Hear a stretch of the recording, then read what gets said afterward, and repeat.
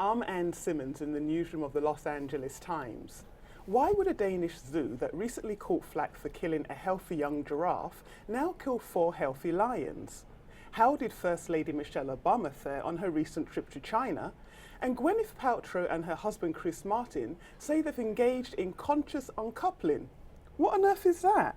These are some of the questions the Los Angeles Times' Robin Abcarian tackles this week in her blog, and she's here to tell us about them. Hello, Robin. Hi, Anne. So, what's up with this zoo, Robin?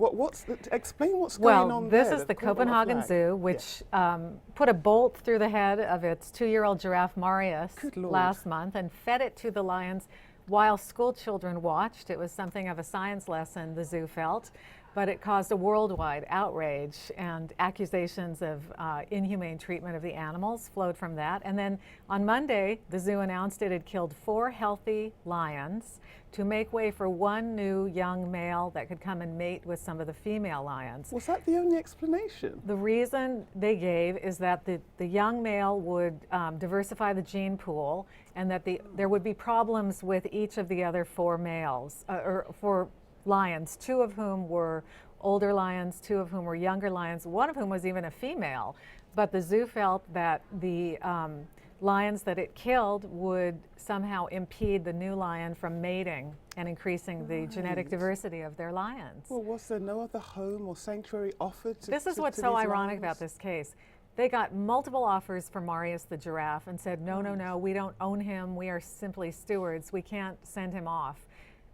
They said about the lions, we got no offers, implying that had they gotten offers, they would have found homes for the lions. So it's really, I think, kind of a sad moment in, you know, the human being stewardship of these species, and, you know, just treating them so inhumanely to many of us animal lovers just does not make sense, especially after they've entertained us, enlightened us, and lived in captivity for us. It just doesn't seem like the right way to end things for them. Right. Well, we're moving on, Robin, to you know, the question of love, and what is conscious uncoupling?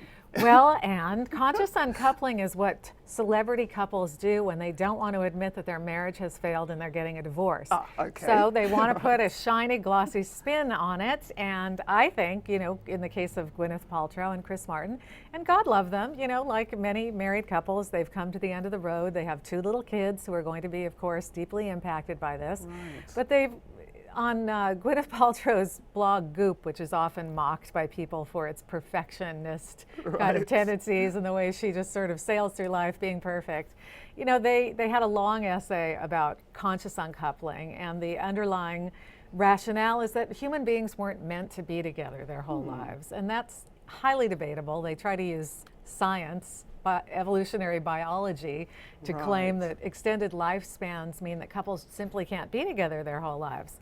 Conscious uncoupling basically is divorce for people who can't admit that they've messed it up and they're getting divorced. So it's dressed up divorce, okay, right. Last but not least, the First Lady, she recently returned from a trip to China. Some have criticized her for not being a bit more kind of outspoken in terms of tackling some of the politically sensitive issues. She was in China for a week with her daughters and her mother. She did all the tourist sites. She did a lot of meetings and encounters with people about the importance of education. Twice during her trip, she very gently dipped her toe into the idea of Chinese censorship, talking about the importance of freedom among media, religious freedom, internet freedom, in very, very gentle terms, did not directly criticize China. And some, i.e. me, look back on Hillary Clinton's famous visit to China when she was First Lady, where she stood up and said to, you know, a screaming, thunderous applause, room full of women, you know, that women's rights are human rights, and she ticked off some of the things that China was doing, killing girl babies and you know, the terrible anti-female policies that they had.